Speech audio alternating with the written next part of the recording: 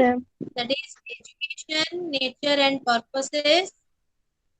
And we'll be starting the first block, that is concept and nature of education, which consists of concept and meaning of education, concept and meaning of education, education as a field of knowledge, scope of education, and characterizing education. So it consists of 4 units and it is the first block of MES-12. So here first is what the concept and nature of concept meaning of education.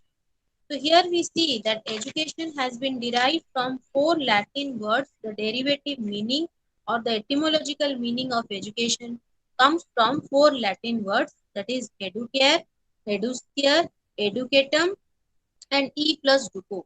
So educare refers to the bringing up, the nourishing of the child, and educare refers to what? To bring forth, to draw out the internal potentialities. So here we have to say that educare, educere, and e plus duco, and educatum.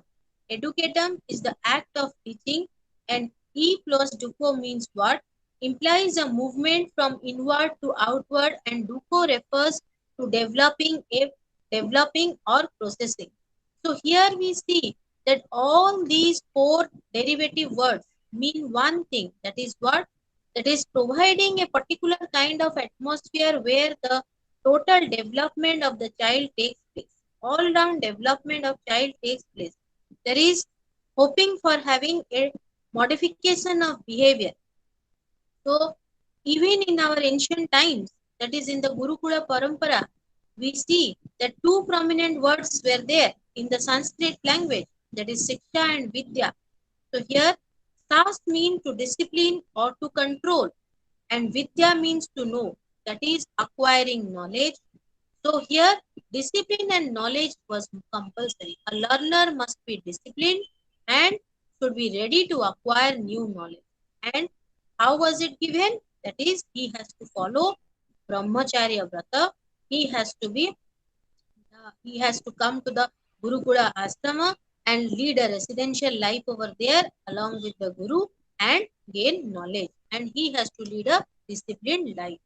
Again, we see what are the different definitions given by different philosophers or which are found in our Rig Veda. So, education is something which makes a man self reliant and selfless. So, education is something which will help to attain what? That is, you will become a selfless person. You will not be a self centered or selfish individual. You will have broad outlook. You will have cooperation and understanding. You will have develop respect towards other people. You will have caring and sharing feelings. So according to Upanishad, education is that whose end product is salvation. That is, education is that whose end product is salvation, which means what? That education helps in attainment of liberation. Mukhya prapti, mukti. It will help us to get overcome of our life, then death, then the rebirth, that particular cycle. And your Atma will get linked to Paramatma. That is freedom from this life-death cycle, life-death and rebirth cycle. Again, the definition given by Vivekananda, education is the manifestation of divine perfection already existing in man. So divine perfection already existing in man. Each and every individual has been given some of the potential, some or the other potentials by the God, right from the birth. And that particular potentials are to be developed already there in the human being. Proper atmosphere, proper conducive environment, proper classroom scenario is to be given to the student so that all round development takes place.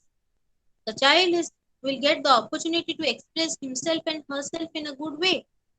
So here it is education whose role is to bring out the divinity already existing in man and help him to realize himself as well as lead him to achieve salvation.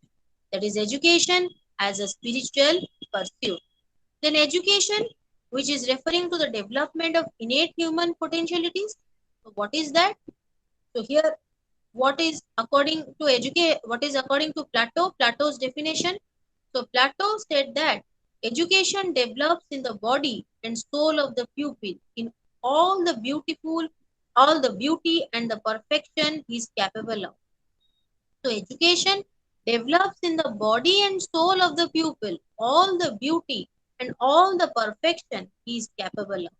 That is both the physical development, spiritual development, beauty of the soul, that is spiritual development, moral development, that is recognizing the values, practicing it out, developing the humane qualities, proper physical development, then only proper mental development can take place. According to Froebel, education is the unfoldment of what is already enfolded in the genes. That is through heredity, the qualities we inherit from our parents, that is to be unfolded, that is to be manifested in the behavior of the child. And what Gandhiji has told, by education I mean an all-round drawing out of the best in child and man, body, mind, and spirit. So, drawing out the best that is within the child, right from childhood to adulthood. So, it is a continuous process, body, mind, and spirit. So, physical development, spiritual development, intellectual or your cognitive development, that is your development of mind, all the aspects are included in Gandhiji's definition, right from your childhood to man. So, every stage of human life, we learn some or the other thing. So, education is a lifelong process. Each and every experience is said to be educative. Education is the complete development of the individuality of the child so that he can make an original contribution to human life according to the best of his capacity. That is according to T.P. Nunn. So here we see that human personality has different aspects. Be it your physical, mental, social, and spiritual. All these things are to be taken care of, and all the aspects are to be equally developed. Then only we can say that all-round development of personality has taken place. So here again, what? So some thinkers say that education is a means to achieve larger societal goals, as it is a subsystem of the macro societal system. Right from that MES-11, that is 1, 2, 3, 4. In the 4 blocks we have seen, that is education is a subsystem of the entire societal system like political system, economic system. Education is a subsystem, and education gets influenced by other subsystems and in return also influences the other subsystems. So here we see that is it has a very prominent role in developing good citizenship qualities, leadership qualities. It helps in the functioning of democracy. So the future of the nation gets better if all the individuals are educated. Then we see there are different theories of education. Education from the perspectives of theories of education. So here we have descriptive theories and prescriptive theories. So what is a descriptive theory?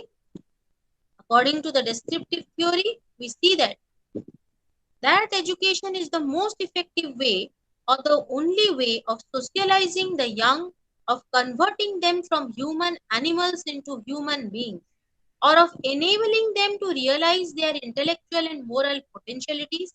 Whether education does realize what it purports to realize is a matter of fact, and the way to find out is to look at education in practice and see what happens. Theories of this kind are called descriptive theories. That is, a particular theory is said to be a descriptive theory when it fulfills the aim for which it has been developed. What it purports to realize is a matter of fact, or the way to find out is to look at education in practice. The theories, if that is put in practice, gets the result for which it was meant. Then only we can say that that particular theory has truth in it. Last class we were seeing truth and falsity. So here it is a valid thing if it is reliable. How is it reliable? It gives the same result again and again. What more? It is valid.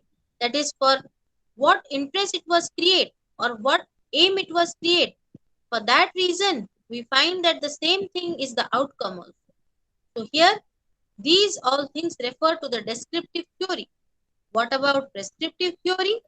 So, theories which postulate that teachers should make sure that any new material introduced to pupils should be linked to what they already know, or that a child should not be told a fact before he has chance to find it out for himself. So these are example of prescriptive theories. So here, student or an individual should be given a freedom to understand the situation by himself and herself. There should not be any spoon feeding system. Here we see teachers should make sure that the new material should be introduced to the child linked with the old knowledge. That is recapitulation of old structures. In lesson plans, we have a step called recapitulation of old structures. What does that mean? That is, we have to revise the old structures, previous knowledge, so that the previous knowledge is attached to the new one. There is a link to be established. Then only the child will be able to understand the present and the past. There should be a link with the past, and the child will be able to understand, and that will have a logical thought process. Then what we see? We see two approaches to general theory of education. One is advocated by Thomas Hobbes. What has he told?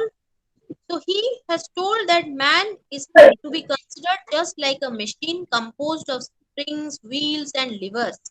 So he adopted this kind of model because he wanted to depict human society itself is what is made of individuals just like machines.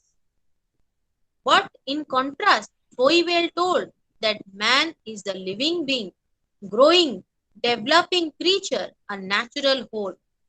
So here the human being is a whole, not simply a combination of different systems or parts. The thought process, God has gifted us the capacity to think. We are rational beings, but that rationality is to be developed. How is it developed? With the help of education. What is right and wrong? The vice and virtue, making justice, leaving the evil things and following the good things. All this is only possible if we know or we have the right kind of education. So here we see that two type of approaches are there. Again, the educated man. Who is an educated man? A person who has all the knowledge about the society, and all the aspects of personality is well developed. Moreover, he is cultured, he has civic sense, he is sociable, he pays respect towards others, he has value system, understands what is the need of the hour, how to react, presence of mind, should not be self-centered and selfish, empathy, sympathy, cooperation, tolerance, affection. So all these things matters a lot. Then what are the different features of education? So education represents a deliberate process to develop a desirable state of mind. So it is a deliberate process. It is an intentional activity. It is not an haphazard activity, or not all of a sudden. It is not there. It is a planned activity. It is a systematic process. It is logically arranged. There are some maxims of teaching. There are some principles of teaching. Psychologized things are taken into consideration. That is, from known to unknown, from simple to complex, from easy to difficult, from concrete to abstract. These are important, and accordingly the teaching procedure should carry on. Again, the process involved should essentially be worthwhile. The thing, what we teach, should be worthwhile. It should have some value. It should involve something called as valuable or worthwhile.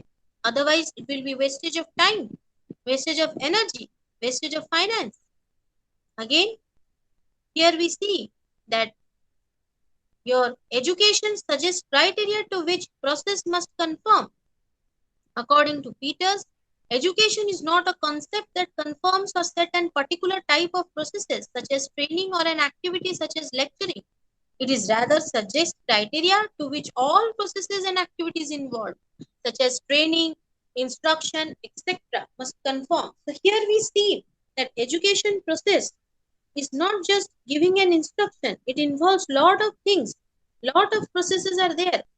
Instructing a thing, training a thing, and there are some rules and regulations. We have to follow that. So here we have to confirm or make the child disciplined, and accordingly the child has to show the behavior which is acceptable in the society. Otherwise he is a misfit in the society. Misfit means what? Not according, he is not able to fit into the society, not able to adjust.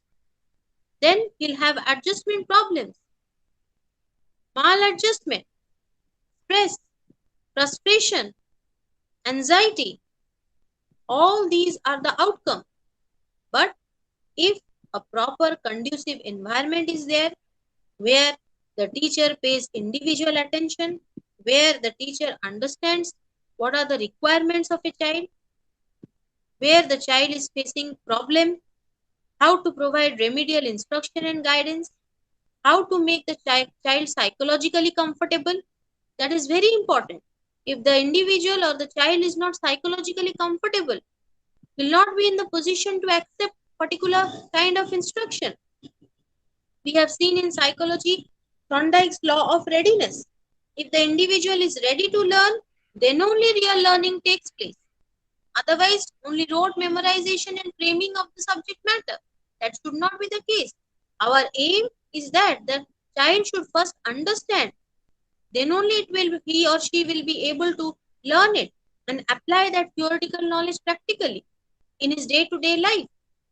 Again, so here we see that what? So gradually there is a shift from teacher-centered curriculum to child-centered curriculum. Positive child-centered ideology should be focused. Progressive child-centered ideology education should be there. Curriculum should arise from the needs and requirements of the child. And here, the whims of the teachers or the dictatorship quality of the teacher should not be there. Teachers should be considerate. Teachers should develop patience, well trained, how to tackle with students. There are different kinds of students in a class. We have heterogeneous classroom scenario. Some are slow learners, some are gifted, some are average performers. The teacher has to select a particular type of methodology which will suit to everyone. What about the individual difference? Some are introverts, some are extroverts. How to deal them?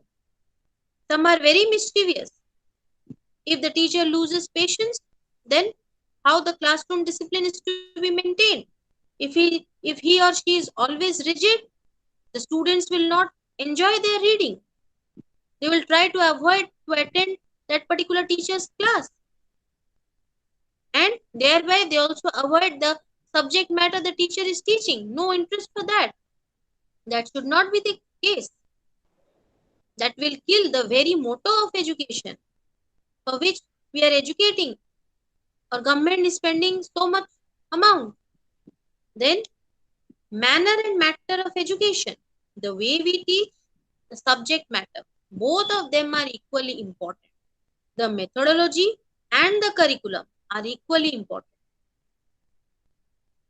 Sometimes we see that very good students are not always good teachers, but an average student can become a good teacher also. The way he explains, the way he understands the child's psychology, makes the child comfortable. That is important. And if once the child is comfortable, he is able to understand a thing properly. He will develop interest. He'll have intrinsic motivation. The teacher has no need to push the child to read.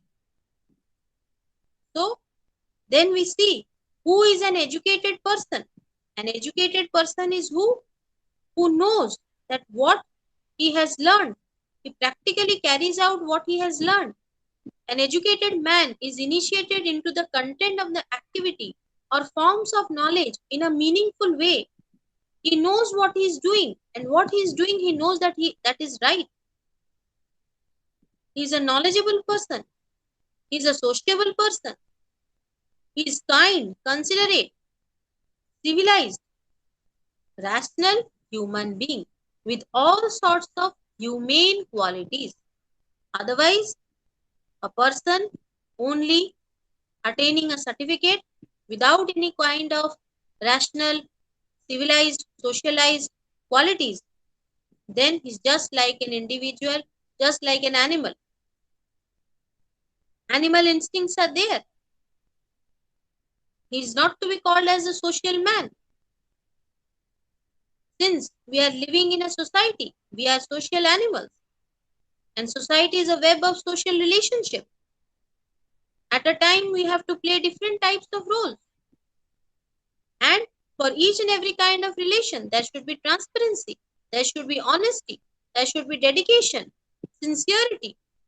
All these matter.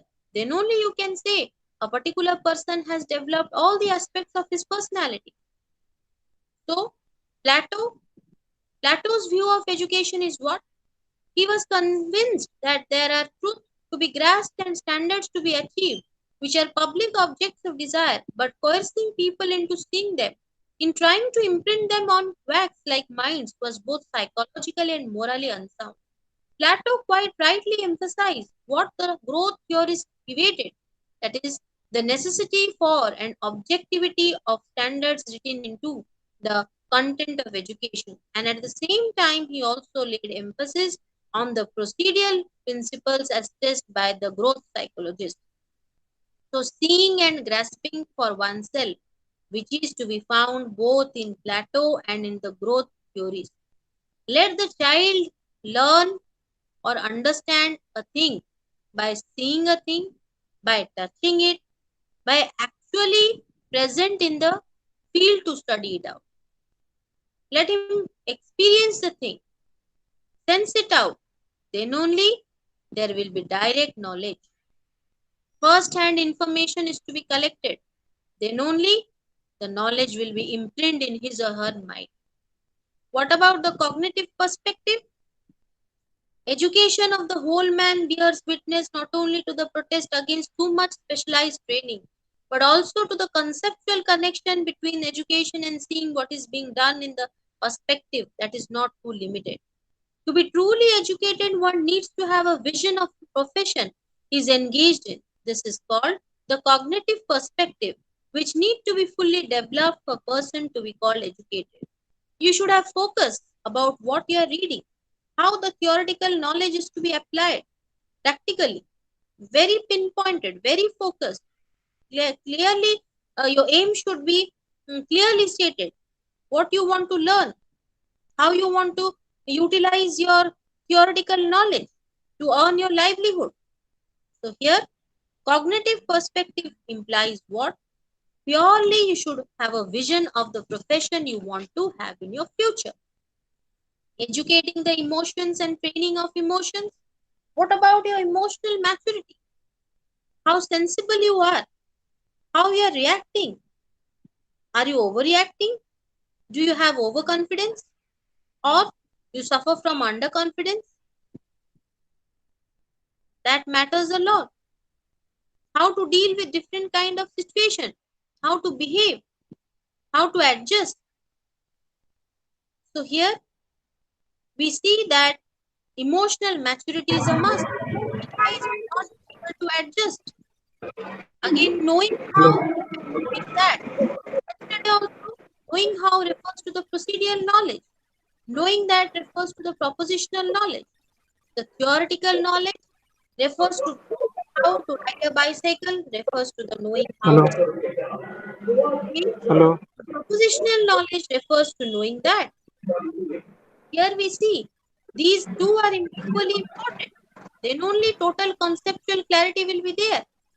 Education is initiation. So what is it?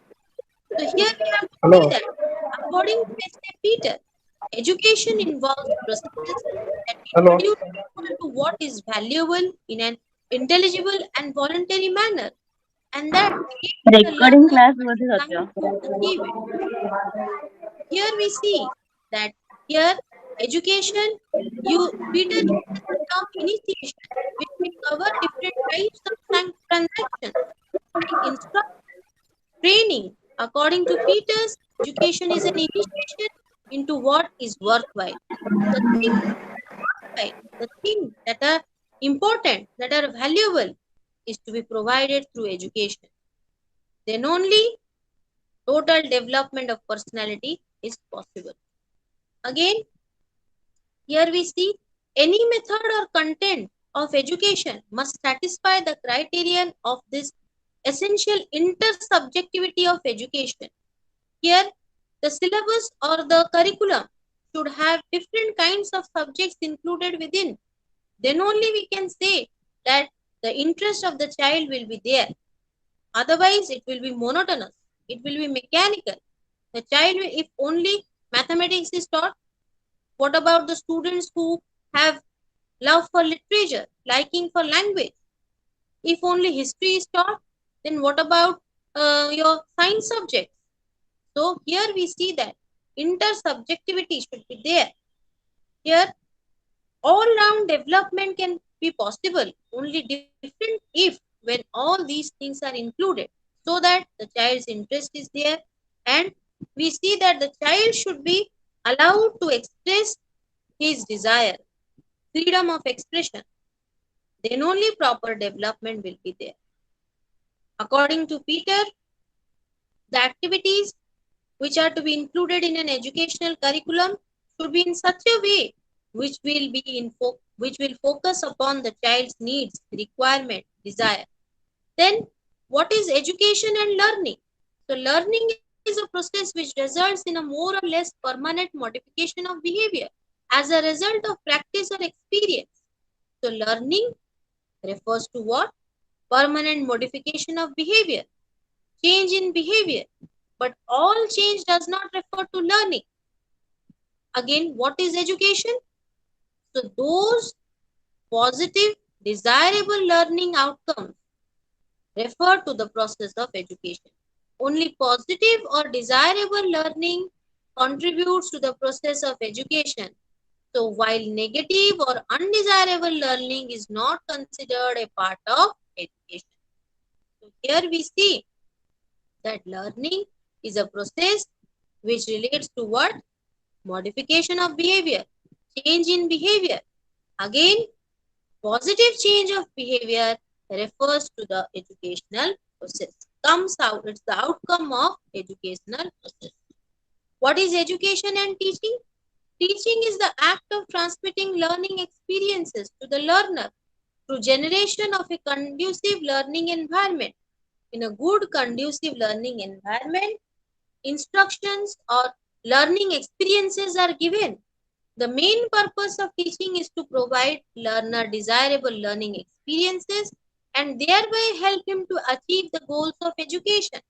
So the goals of education can be achieved if right learning experiences are provided to the individual. Then only we can say that the prefixed goals or aims or objectives are achieved. So here, what is education and instruction? So teaching learning can take place in both natural or in a controlled environment.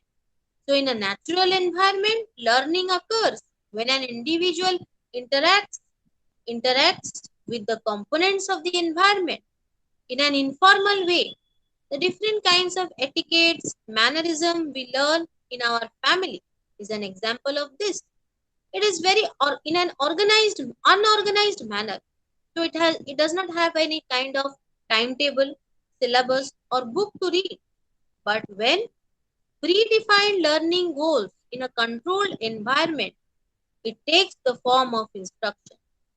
So here, when the teaching learning tasks are purposefully designed for the individual to achieve predefined learning goals in a controlled environment, it takes the form of instruction. So instruction given is always given in a formal setup. It has goals to achieve and it is in a controlled environment, formal setup. For example, school. Again, education and training.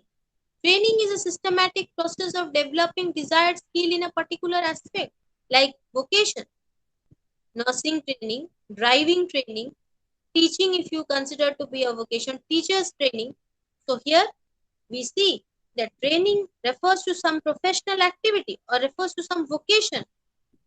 So here, but education is concerned with the development of the whole individual.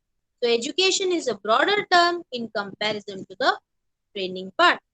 Again, if we consider education and schooling, schooling refers to the narrower meaning of education, whereas education is from womb to tomb. Schooling has a limited range of life experiences, but education relates to a broad range of life experiences. Again, who is a teacher? He or she is a trained fellow. He is on the inside of these activities. That is, in classroom, here we find teacher. The teacher should be trained, should have knowledge about child psychology, should help the child to develop his personality. So here we see that he or she should have mastery about the subject matter, knowledge about methodology, how to conduct an examination, how to maintain classroom discipline, how to use different kinds of teaching learning materials, how to make the teaching interesting. Then only we can say that teaching learning process is a two-way process and both the teacher and student should cooperatively participate. Then only the success can be there. Otherwise, only it will become mechanical, monotonous, and boring. What about concept and meaning of knowledge and discipline? Knowledge is a sum total of man's interaction with his environment and his interpretation of the same. How you interact with different kinds of objects, how you react, how you gather knowledge from the sense organs. The sense organs are the gateway of your knowledge. A discipline is an organized body of knowledge with a logical structure. So, what is a discipline? Discipline refers to an organized body of knowledge with a logical structure. It is a network of concepts and generations which explain the relationship among a body of facts. The different kinds of facts are logically arranged in a logical manner. It is an organized body of knowledge that is known as a discipline. Again, knowledge is produced by a variety of disciplines. So here we see that variety of discipline combine to give knowledge. Knowledge may be regarded as a set of assertion or verifiable truth claim which researchers in the discipline have cumulatively built up about the domain. The researchers have searched it out. What is the truth? It has been verified. It has been tested. Experiments have been conducted. Then only valid, reliable knowledge is accepted. Here we see that it is from the environment, the type of environment, how the individual perceives a thing, observes a thing, interacts with the environment. The knowledge is also the product of social structure because social environment has the bearing upon our personality, how we react to a particular situation and how we perceive a thing, what is our belief system. Then propositional knowledge. What is a propositional knowledge? Knowledge that or knowledge of what is expressed in true statements. Procedural knowledge, knowledge how or knowledge of how to do things. So, theoretical knowledge refers to what? Propositional part. And procedural knowledge, that is how to do a thing, refers to what? Your procedural knowledge, knowledge how or knowledge of how to do things. Again, direct knowledge, knowledge of persons, one's own mental state. So these are the different kinds of knowledge, your propositional knowledge, procedural knowledge, direct knowledge. So here we see that we have proposition whose truth can be decided only with reference to observation and verification. So a particular thing or a particular proposition is said to be true only when it is verified. Reference to the observation, that particular thing or that particular proposition is called what? A posteriori proposition. And only those whose truth or falsity can be decided by pure reason without recourse to verification with experience, they are called priori proposition. So here it can be clearly demonstrated that mathematical knowledge is of the analytical or priori type and scientific knowledge is of the synthetic or a posteriori type. Like yesterday also, lot of examples were given regarding these two concepts. Again, discipline is a form of learning that is structured in terms of single type of truth, criterion, and determined methodology that is derivative from it. Here we have forms of knowledge, nature of concept, test of truth, and examples of proposition. So here, if we take the example of what? Formal logic or truth concepts that fix our relation to of a general abstract kind. The base angles of an isosceles triangle are equal. These are mathematical things. Again, physical science. At constant temperature, the volume of gas varies inversely with its pressure. An example from physics. Again, it is one's duty to abide by dharma. It is moral awareness and judgment. What about our aesthetic experience? The universe ages from expression in its endless rhythm of lines, colors, music, and movements. Something very artistic. A touch of poetry is there. Therefore, it refers to what kind of knowledge? That is, forms of knowledge referring to the aesthetic experience. Religious experience are also there. Jnana, bhakti, and karma are different steps to secure the grace of God. So here it is referring to your religious experience. Philosophical understanding, substance and its attributes are externally related. So here we get an example of philosophical understanding. Then what next?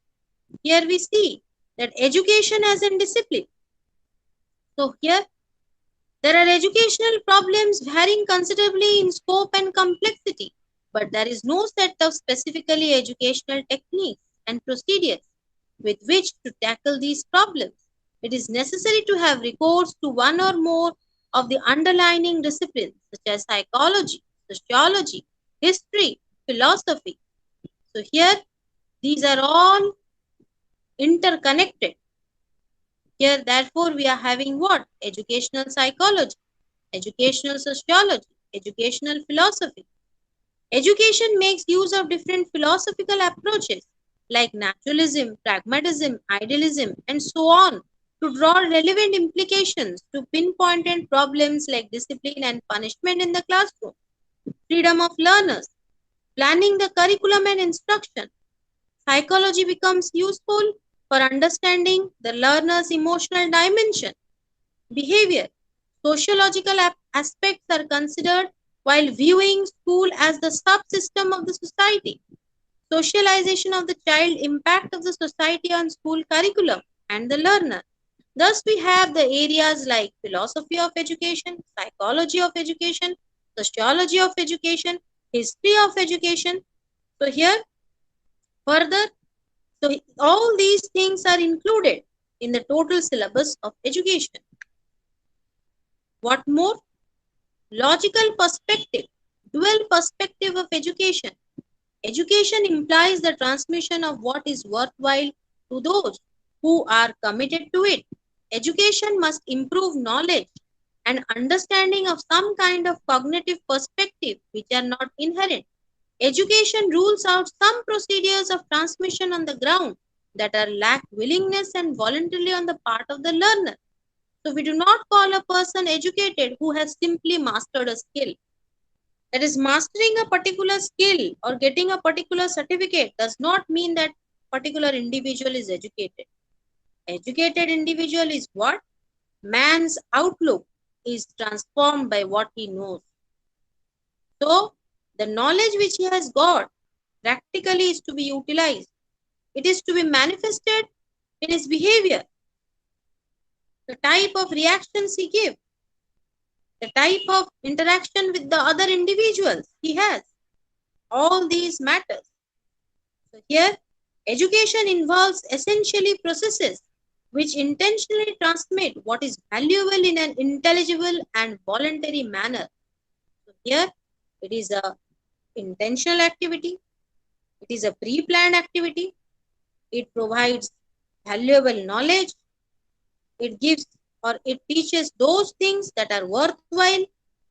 So here we see that gradually the child learns to adjust in a formal situation in the schooling process, how he adjusts, how he reacts, the type of knowledge he is getting, whether only he's mugging up or practically utilizing it, then only we can say that the child's behavior is modifying. Then a social perspective. As a social perspective, every society believes in education as a potent instrument of social change. Yes, education has lot of influence or it acts as an instrument of social change. So here we see that education is a term which we use for a family of procedures by means of which individuals are inferred into such forms of thought and awareness and into activities and modes of conduct informed by them. A great part of education takes place in a more explicit context, in institution devoted to it, where learning situations are intentionally contrived with broad areas like transmitting culture, values, imparting worthwhile knowledge. So here, education acts as a tool or instrument in causing social change. The different kind of scientific inventions, the technological changes, the discoveries, abolition of sati system, inventions of different kinds of technological gadgets, then abolition of untouchability. All these things have come out due to modern education system. So here we see that it is to help the individual. Again, it helps the individual to lead a happy and contented life. So what do you mean by the scope of education? The area of study. What does it include? There are three different types of education. What are the different agencies of education? Informal, formal, and non-formal. Family is the best example of informal education. A child learns a lot of life skills, attitude, social manners, knowledge through his interaction with family members like mother, father, brother, sister, grandparents. So here we try socialization process starts from the family itself. The type of informal education is given is the outcome of the interaction between the child and his social environment. Informal education is not organized. It is not structured. It has no entry or exit point. So here it is incidental in nature. Again, informal education is a lifelong process. It starts at the time of birth and continues till the death of human being. Formal education, it is a prefix. Activities are there. Here we see that the primary objective of formal education is to transmit the knowledge, skill, attitude, belief preserved and propagated by the society. Here, goals are there, which are already prefixed. Broad societal national goals are included. Time schedule is fixed. Content is fixed. Curricular experiences are fixed. Entry requirements are fixed. Even the methodology of teaching is fixed. Again, the learning objectives are specific in nature. So, formal type of education we find in our educational institution, schools, colleges, university. What about the non-formal education? Non-formal education, any organized educational activity outside the established formal system, whether operating separately or as an important feature of broader activity that is intended to serve identifiable learning list and learning objectives. So here we see that non-formal education is what? Activity outside the established formal system. Here we see that it is clear that non-formal education, like formal education, it is an organized activity which takes place outside the formal education structure, achieves predefined educational objectives. Again, we see that is adult education program, basic education program, literacy program, health awareness programs, programs for school opt-outs. All these are examples of what coming under your non-formal education system. They are sometimes short-term and special educational goals and objectives. So here, non-formal education programs are always focusing upon short-term and special educational goals and objectives. So non-formal education programs are generally run for a short period of time. Curricular experiences. Curricular experiences are generally formulated keeping in mind the specific needs of the target group. Depending upon the needs and requirements of the target group, the non-formal educational system has its curricular experience. So the teaching learning process is generally learner oriented and flexible in nature. So here it is learner oriented and flexible in nature. Self-governing and democratic in nature is the type of administrative mechanism. Assessment of learning objectives. Like formal education, measures also taken to carry out both formative and summative assessment. Here we see that is the Indian view of non-formal education refers to a program of part-time education designed to meet the educational needs of children who, for various reasons, cannot enroll in the regular, formal, full-time schooling. So those children who are not able to enroll themselves in the regular mode of education are included under the non-formal education in India. Again, what do you mean by liberal education? The study of knowledge in its various forms existed right from the period of Aristotle and Plato. So, here we see that liberal education is something which has three meanings. From the etymological point of view, liber means freedom. Again, liberal education is education in all knowledge, science and art. So from non-authoritarian point of view, liberal education means education which respects the autonomy and freedom of the learner. So here, learner should be given freedom. Freedom, autonomy, respect, free from all restriction, includes different kind of knowledge, knowledge of both science and art subjects. So here, there are two components of liberal arts education, which comprises of, first one is what? Which comprises of grammar, logic, the art of reading and writing, listening, speaking, of sign and sound of thinking. The other part is what? Consists of arithmetic, geometry, astronomy, music, and art of observing a thing, calculating a thing, measuring a thing. It has two components. That is, the liberal art has two varieties of subjects included under it. One is the grammar part, the reading, writing, listening, speaking. The fourfold linguistic abilities are to be developed. Another is what? The arithmetic, geometry, astronomy, music part, the observing part, the calculation part, the measurement part. What about the professional education? The professional education deals with a body of specialized knowledge and application of this knowledge to serve various requirements of the society. Here we see teaching is a professional thing.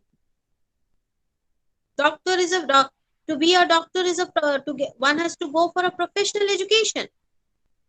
So here, a professional renders a crucial social service. A profession comprises a specialized body of knowledge. A profession requires continuous updating in the knowledge base. In-service practical training is there. You can get the example of teachers having in-service and pre-service training, which will help them to deal in classroom transactions. A profession demands that its practitioners from professional groups or associations to enhance and safeguard the interest of the group members. We have teaching groups, we have teaching forums. A profession expects its members to be guided by a code of ethics. A code of ethics is to be followed. A teacher should have ethical sense. A profession ensures that its members grow in their professional careers. That is, a teacher should always try to update his or her knowledge by attending seminars, workshops. So a profession enables a professional to make his own judgment in relation to appropriate practices. The decision-making ability. The theoretical knowledge is to be practically applied in the right way. We have All India Association for Teacher Educators, is a national level professional association for teacher education. All India Federation of Central University Teachers Association. Again an example.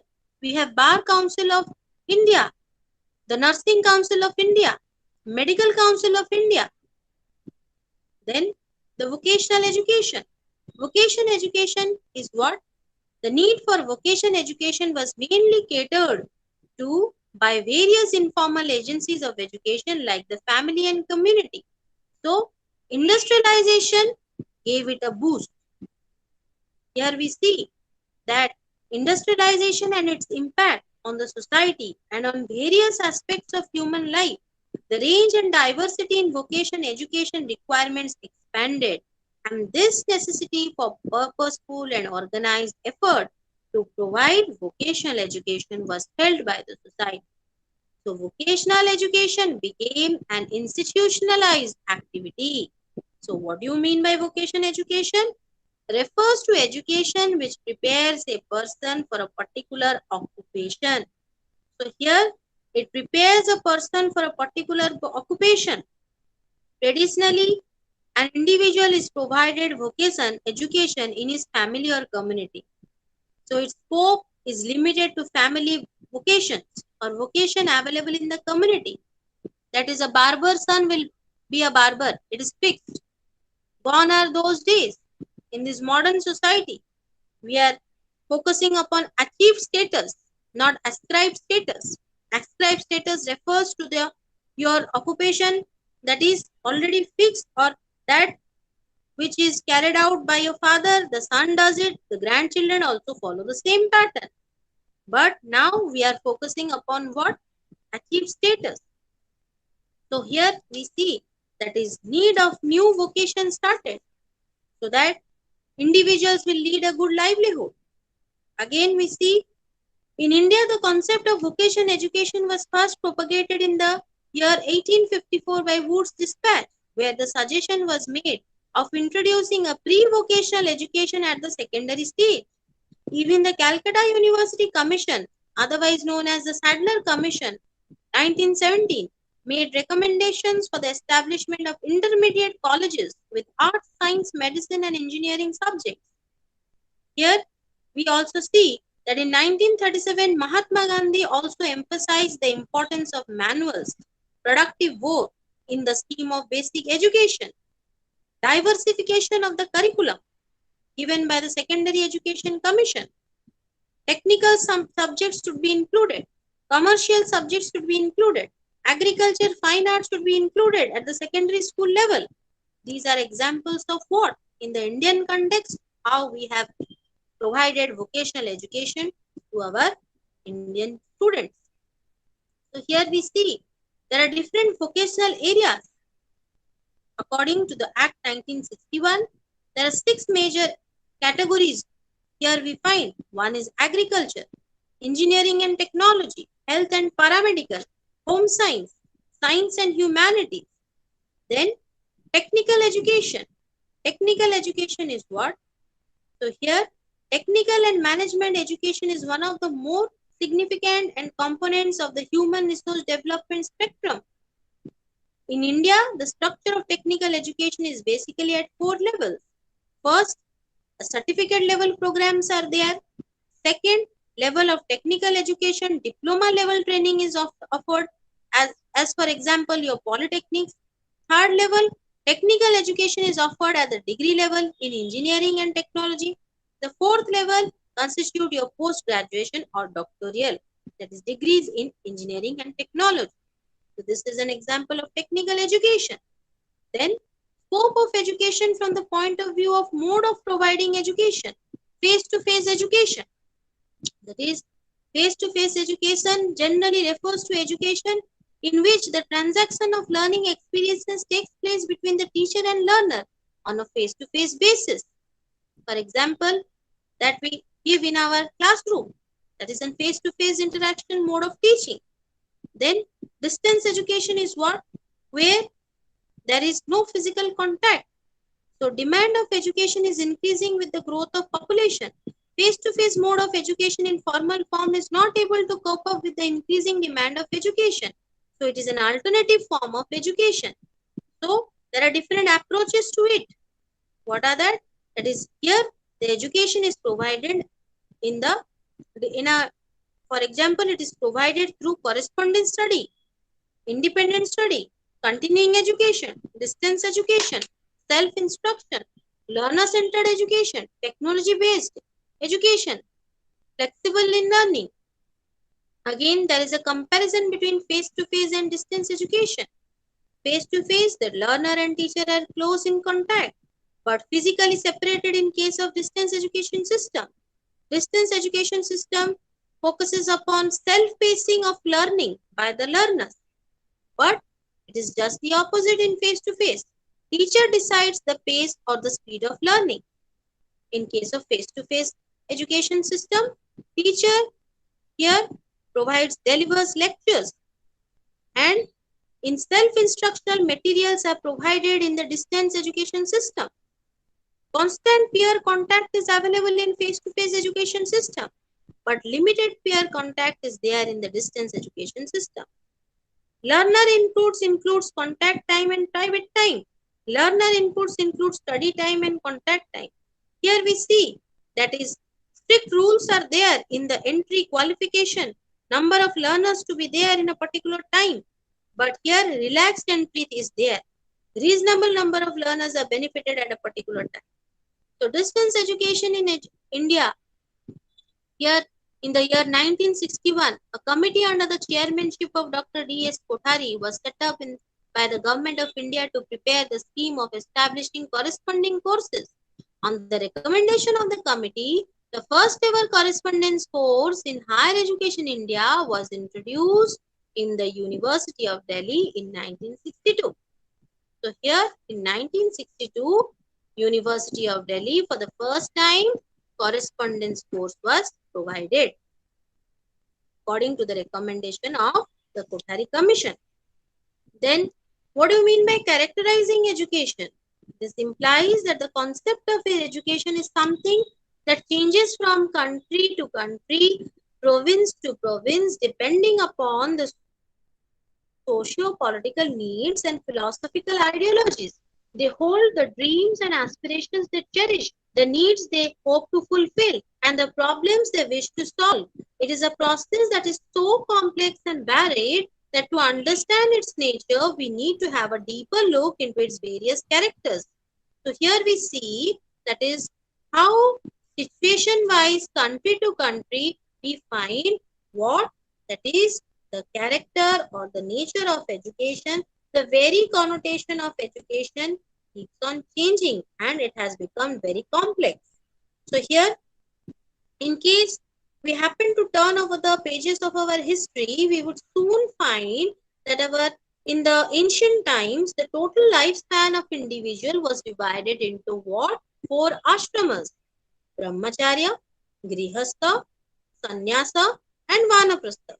The first ashrama, that is the Brahmacharya ashrama, was considered the important for providing education. It was that stage where people got educated. Here, it was completed within a specific period of time, restricted to childhood or early period of one's life. So here we see that if you there is four ashrama system, and the first one, that is the brahmacharya ashrama, was the time or the stage where the child was given education in the Gurukula ashrama, where residential system of education was followed. The sisters were to leave their houses and stay with their gurus and get knowledge. So here, in summary, we can say that the idea that education is restricted to childhood, that is carried out under the guidance of a single teacher, is to be more applicable in the world wherein education has become unimaginably complex. So now society has been very, now the society is very complicated, competitive.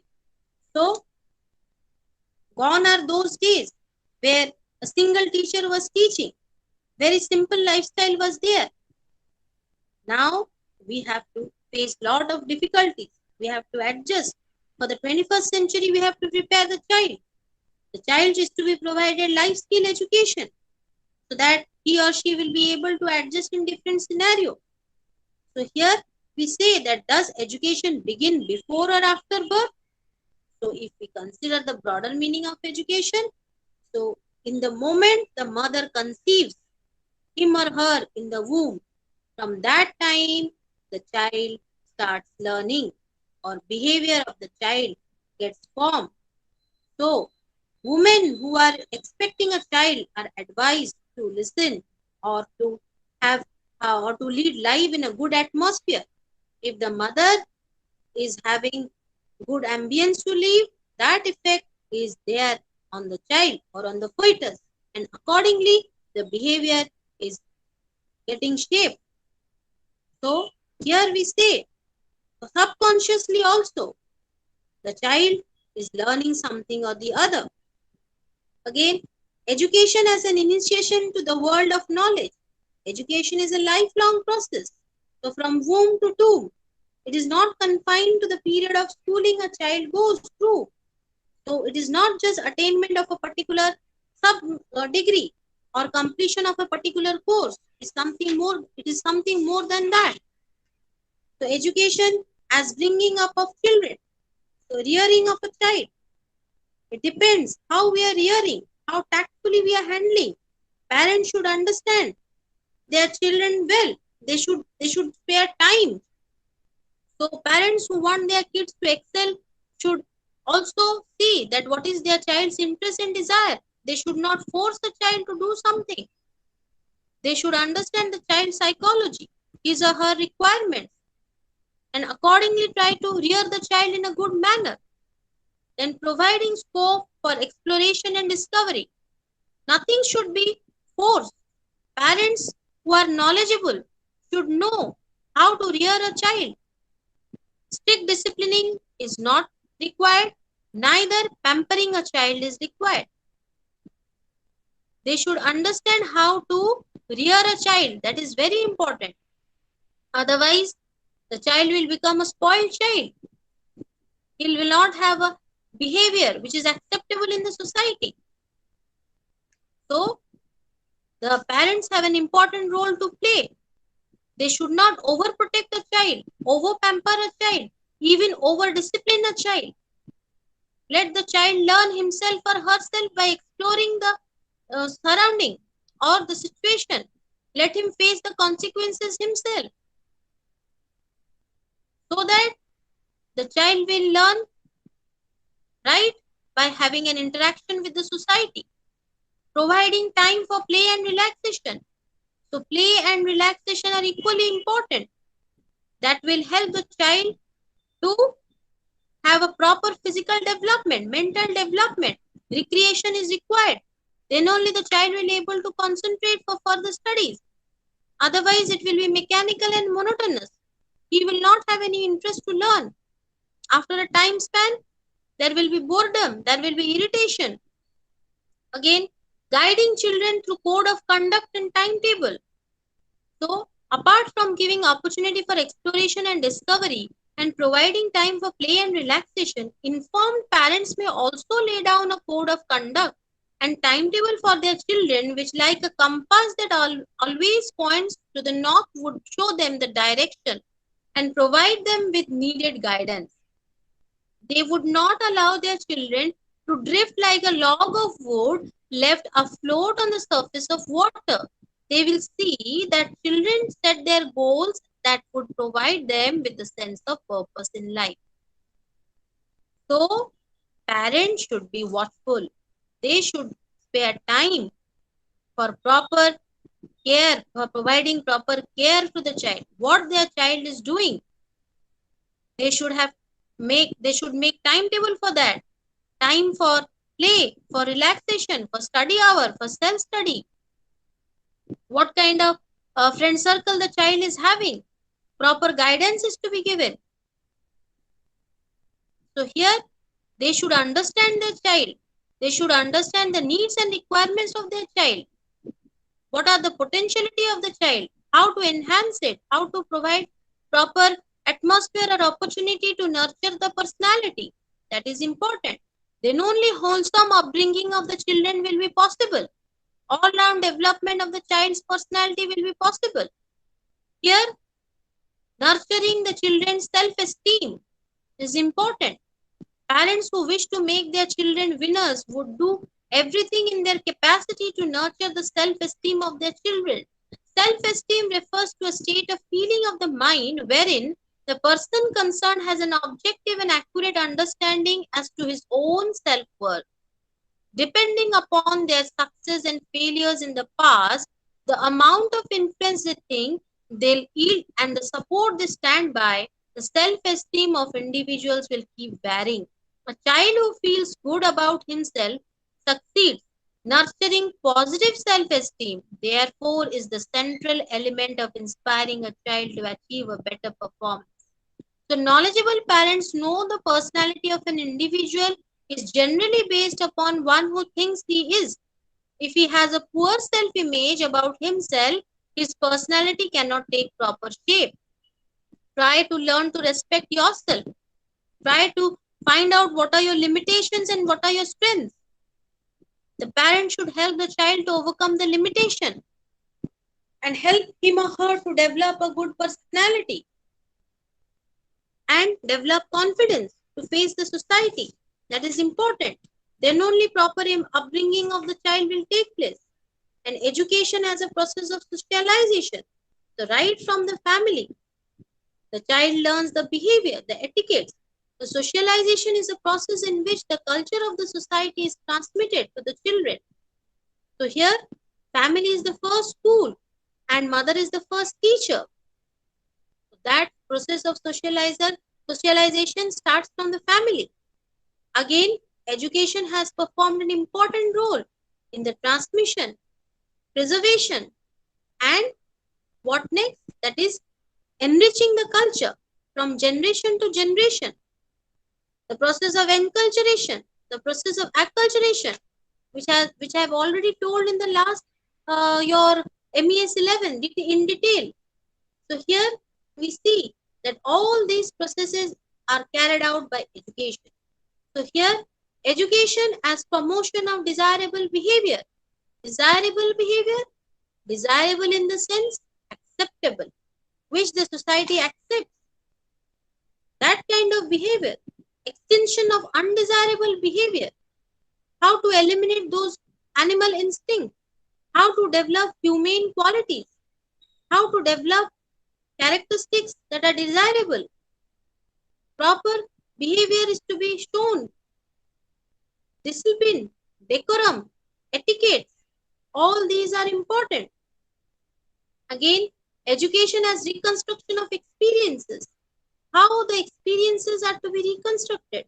Each and every experience is said to be educative. To err is humane. That human beings, they do commit mistakes. But a real man or real education takes place when the individual learns from the mistake, try to overcome or try to rectify the mistake, not to repeat it once again. Again, prior knowledge. When we are teaching a child, prior knowledge of the child should be taken care of.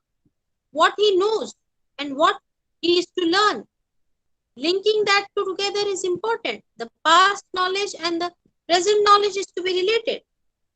Again, the type of knowledge is to be provided in a meaningful way. The child's mind is not totally blank. He has got some of the other knowledge. The teacher's role is what? To arrange it in a proper way, in an organized way, in a hierarchical fashion, in a logical way. The learning is constructive, not receptive. Loads of information are not to be provided to the students. They should be allowed to know the knowledge by constructing it. They are not just only receivers of knowledge, they are constructors of knowledge. They should be given the opportunity to express themselves. Let them learn the thing by themselves. Let them construct the knowledge. Learning by doing, learning by practicing. All these are important. Development of cognitive ability. That is, according to Bloom's taxonomy, the first level is what? The knowledge. Then we have understanding. Then we have application. Then analysis. Then synthesis. Evaluation. So these are the, from simple to complex, they have been arranged. So first the child should get a knowledge of thing. Then he'll be able to understand that thing. Then apply it. Then break it up and analyze it. Then sum it up and synthesize it. Then finally have a value judgment or evaluate of that particular thing. Then only proper cognitive development will take place. Again, what do you mean by psychomotor ability? Development of psychomotor ability, that is your doing aspect. Cognitive ability refers to your knowing aspect. So here we have three domains. The first is the knowing one. Second is the doing, that is psychomotor abilities. That is learning the skills, the muscular control, manipulation of skills. Then the feeling aspect, that is the affective abilities. How do we feel? How we react? Empathy, sympathy, tolerance, mutual respect, sharing, caring, we feeling. The type of discipline and decorum maintaining, the moral values, sense of ethics, all these matters. Then education as liberation. Liberation, education is that liberation, not an idea that has sprung up in the present. It is an age-old thing.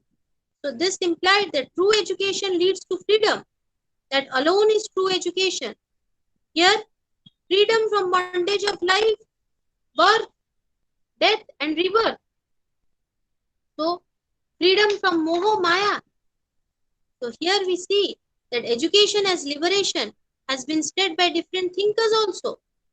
According to the Acharya Ramamurthy Committee in 1990, National Policy of Education also, education to be an instrument of development must be a truly freeing experience, a process of liberation. So in this way, we see that the ultimate aim of education is attainment of salvation, liberation, and all-round development of personality. So we have concluded your MES-12's first block, that is concept and nature of education. Okay. Tomorrow we'll be doing the second block of MES-12. Thank you.